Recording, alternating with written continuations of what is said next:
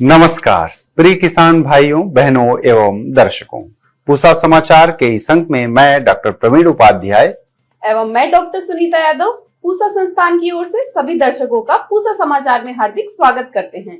आज हम दर्शकों को 17 से 22 फरवरी को हुए 63वां दीक्षांत समारोह की झलक दिखाएंगे।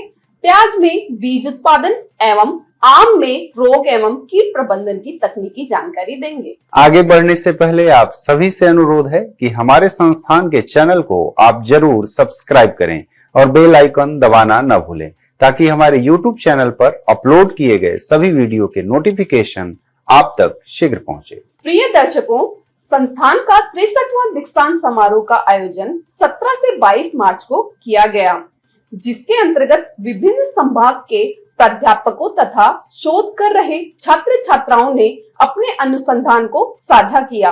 हर वर्ष की भांति लाल बहादुर शास्त्री व्याख्यान का भी आयोजन हुआ।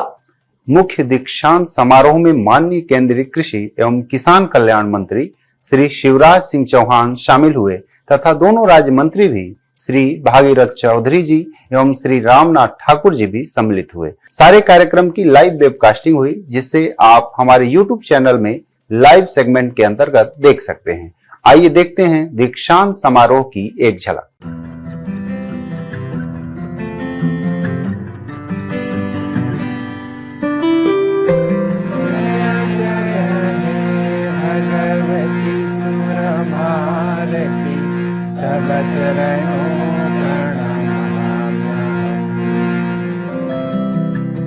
There are 22 masters and 21 PhD category presentations to keep you all engaged, imbibed and immersed through the day, through these 2 days in the world of science-driven cutting-edge research and then its application in agriculture and allied domains, I'm sure.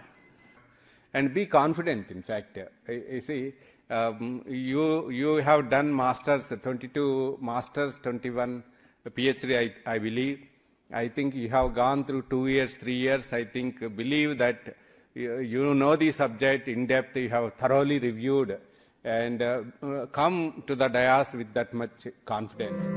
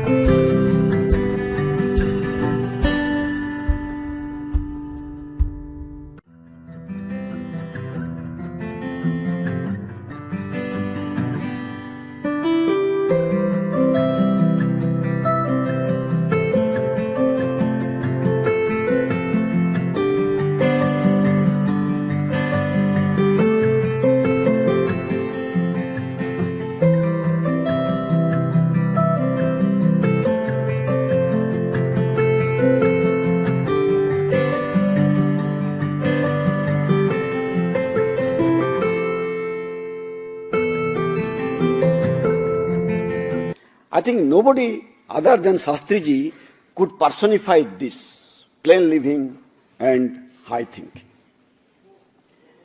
Now, in his time, this country was really having lots of problems on the food front.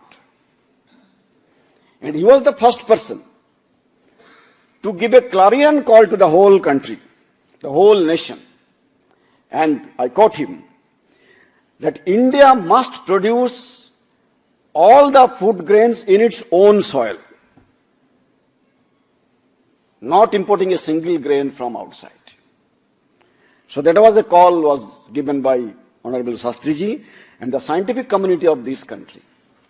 Of course, policymakers and farmers took this call, accepted the challenge, and today we are not only self-sufficient, as you all know, we are also exporting a sizable amount of food grains, quite good amount. And we are also donating food when it is required to many other countries across the globe.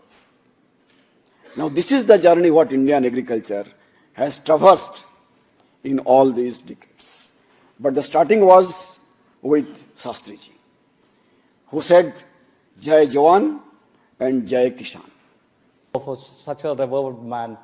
And that's why I think this is fantastic to really give me this opportunity.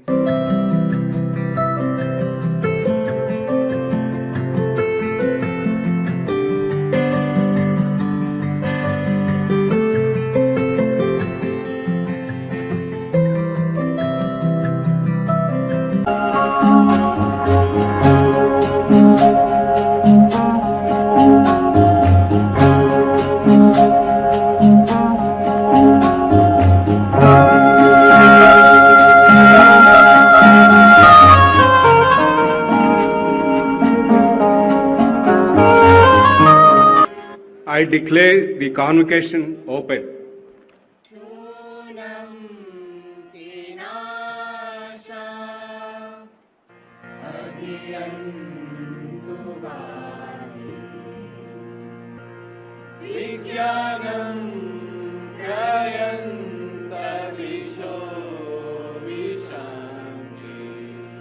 Welcome to 63rd convocation. IRI continues to play a pivotal role in ensuring food, nutrition and livelihood security of the billions of people in our country. At the same time, environmental footprint is taken care. IRI is supporting to the national missions and national programs. Few indications indicate National Food Security Mission, Seed Mission, Waste to Wealth, Green India Mission, Precision Farming, Paris Agreement commitments, sustainable agriculture, and thus doubling the farmer's income and the farmer's income. The Graduate School IRI admits students in 26 disciplines of the Master's and PhD and 4 undergraduate programs. The admission to all academic programs are based on all India level entrance examination conducted by NTA and ICR. IRI has a phenomenal role in the institution building in other countries as per the priorities of the Government of India, and it has played a key role in the establishment of Afghanistan National Agricultural Sciences and Technological University under the bilateral cooperation between India and Afghanistan with the support of Ministry of External Affairs.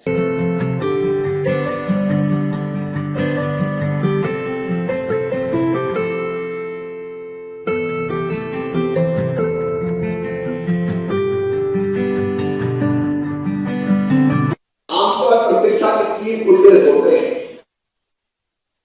एक ज्ञान देना, दूसरा कौशल देना और तीसरा नागरिकता के संस्कार देना। अनुसंधान, शिक्षण और विस्तार उत्कृष्टता का प्रतीक है। संस्थान की के 26 विषयों में डिग्री प्रदान कर राष्ट्रीय और अंतर्राष्ट्रीय स्तर पर मानव संसाधन विकास में नेतृत्व प्रदान करता है और इस संस्थान ने भारत की कृषि के विकास में महत्वपूर्ण योगदान दिया है। बेटा बेटियों, आपको पता है भारत की कृषि विकास दर, एग्रीकल्चर एंड एलाइड सेक्टर 5% के आसपास,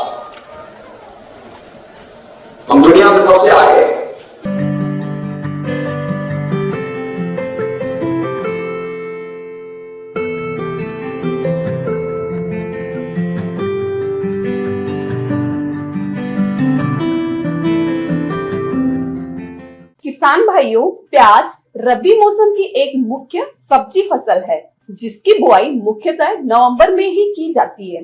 जो किसान प्याज में बीज उत्पादन करना चाहते हैं उनको इसका सही तरीका अवश्य पता होना चाहिए।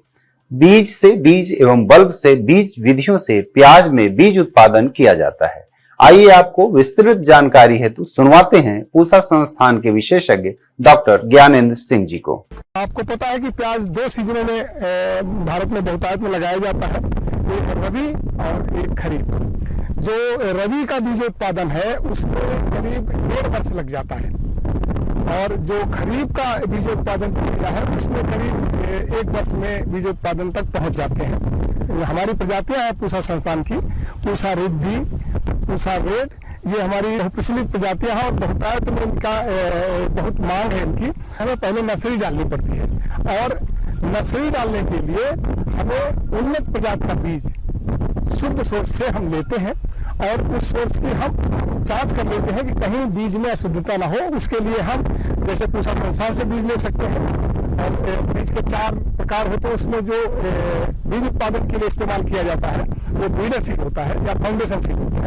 8 से 10 किलो बीज 1 हेक्टेयर के लिए पर्याप्त होता है और उस समय हम क्या करते हैं, नर्सरी को थोड़ा ऊंचा बनाते हैं ताकि पानी न भरे और मिट्टी को खूब भुरभुरा करके और हम बीज की बुआई करते हैं। और जब बहुत 7-8 हफ्ते तैयार हो जाती है तो उसको हम फिर उसमें से हम उसको ट्रांसप्लांट करते हैं। जब ट्रांसप्लांट करते हैं तो उस समय नर्सरी को उसकी दूरी जो है हम कोशिश करते हैं कि 10 से 15 सेंटीमीटर पौधे से पौधे की हो और 15 सेंटीमीटर के करीब नाली की वो लाइन से लाइन की दूरी हो। करीब इसका ट्रांसप्लांटिंग हमने जनवरी इसमें किया था और देखिए इसका विकास ठीक हो रहा है। अभी इसका विकास जब कंदों का उचित साइज होगा बीज के लिए वो करीब करीब इतना हो जाएगा जिसका वजन लगभग बीज के समय 60 ग्राम प्रति बल्ब होगा और उसका करीब लगभग 25 कुंटल बीज 1 हेक्टेयर में लगता है। जैसा अभी आपने वहां देखा था तो इस प्रकार जब कंदों का विकास हो जाता है तो हम उसमें से जब उस कंदों को स्टोरेज कर लेते हैं, जिस समय इसकी खुदाई करते हैं उस समय हम ध्यान देते हैं कि जो कंदों का चयन करें वो 2 मुहे के कंद ना हो और कंद बिल्कुल एक बढ़िया आकार में हो और उनका एक ही तना हो। ये नहीं कि तने विभाजित है और पतले तने का चयन करते हैं और उसको खूब सुखा लेते हैं, छाया में सुखाते हैं, धूप में नहीं सुखाते हैं और उसके बाद उसको रख लेते हैं और हवादार कमरे में रखते हैं जिससे कि और 15-15 दिन में छटाई करते रहते हैं जिससे कि उसमें गलन और सड़न ना हो और उन कंदों को चयन करके वैरायटी के अनुरूप जो प्रजाति बो रहे हो जिसका बीज उत्पादन कर रहे हो उस वैरायटी के लक्षण ज्ञात होते हैं और उन्हीं के अनुरूप हम उनका कंदों का सलेक्शन करके और वो 25 कुंटल के कंद के जो होते हैं वो 1 हेक्टेयर के बीज उत्पादन के लिए पर्याप्त होते हैं। आप यहाँ देख रहे हो हमने पौधे से पौधे की दूरी, ये रिद्धि प्रजाति है और पौधे से पौधे की दूरी हमने करीब 60 सेंटीमीटर रखी है और एक फसल से बोई गई जो जिसका बीज उत्पादन कर रहे हैं उसके आसपास करीब जैसे प्याज में 500 मीटर के दायरे में फसल नहीं होनी चाहिए दूसरी प्याज की। जो नालियों में हमने लगा रखा है ऊपर रेज बेड पे नालियां बगल में चल रही हैं तो जिससे हल्का सा पानी मिलता है। लगाने से पूर्व अच्छी तरीके से सड़ी हुई गोबर की खाद तकरीबन 25 से 50 उनके आसपास में खूब बढ़िया ढंग से मिला देते हैं। तो जब इसको इस गुच्छे को देखेंगे तो इसमें हल्के से काले काले दाने दिखाई देंगे तो वो स्टेज लगभग उसके 10-12 दिन के अंदर वो स्टेज आ जाती है और उनकी हम इसकी तुलाई कर लेते हैं और तुलाई करने के बाद इससे बीज हम निकाल लेते हैं। तो इसको भंडारण करते समय 5 से 6% नमी रहे तो जो टेम्परेचर हो कमरे का उसका 18 से 20 से ज़्यादा ना हो और आर्द्रता जो हो वो 30 से 40% से ज़्यादा ना हो। इस तरीके से जब हम इस फसल को लगाते हैं तो अत्यधिक बीजोत्पादन होता है। करीब 1 हेक्टेयर में 8 से 10 कुंटल बीज आपको आसानी से मिल जाता है। फलों की यदि बात हो तो सर्वप्रथम आम की ही चर्चा होती है। फलों का राजा होने के साथ साथ आम की खेती किसानों के लिए आय सृजन का भी एक उत्तम स्रोत है। अच्छी उपज लेने हेतु रोग एवं कीट प्रबंधन सहित अन्य महत्वपूर्ण समसामयिक क्रियाओं की विस्तृत जानकारी दे रहे हैं पूसा संस्थान के विशेषज्ञ डॉक्टर जयप्रकाश। जैसा कि आजकल हम देख रहे हैं कि आम में बहुत अच्छे फूल आए हुए हैं, चारों तरफ आम के पौधों में आपको फूल दिखाई पड़ेंगे। फूल आने से अब फूल समाप्त होने की प्रक्रिया में हम आ गए हैं, धीरे धीरे उसमें फल लग रहे हैं, बहुत सी किस्मों में फल लग गए हैं और फल जो हैं वो मटर के आकार या उससे छोटे आकार के हो रहे हैं। इसी समय हम देखते हैं कि अगले 1 सप्ताह से 2 सप्ताह के बीच में बहुत से फल आपको ज़मीन पर नीचे गिरे हुए मिलेंगे। इन फलों को गिरने से बचाने का रास्ता है ये कि हम उसमें सूक्ष्म पोषक तत्वों का प्रबंधन अच्छे से करें। जब बहुत ज़्यादा फूल आता है और फल लगते हैं तो ऐसे समय में आम के पौधे में ऑक्सीजन हार्मोन की कमी हो जाती है, जिसका मुख्य स्रोत जिंक है, और बोरान की भी कमी के चलते फलों का विघटन और उसका बढ़ावा रुकता है।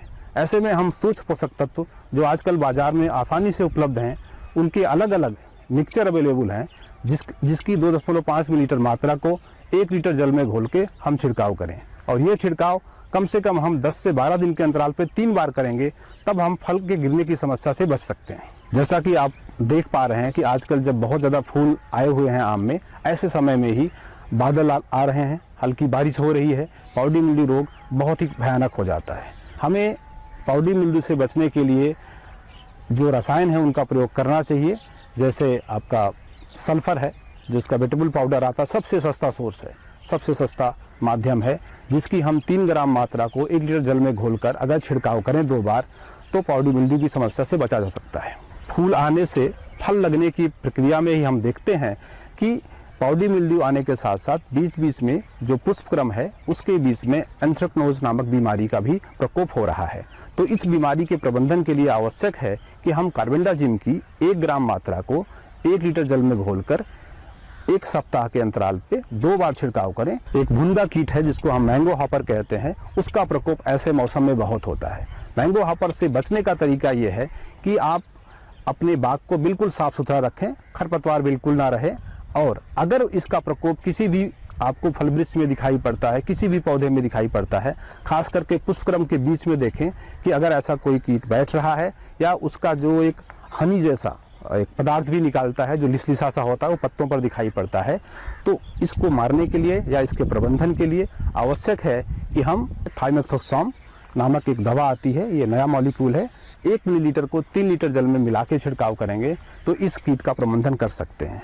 अगर हमारे पास ये भी ना हो तो हम डाइमेथोएट, जो हमारा एक पुराना पेस्टिसाइड है, उसका भी प्रयोग 1 मिलीलीटर प्रति लीटर के हिसाब से कर सकते हैं।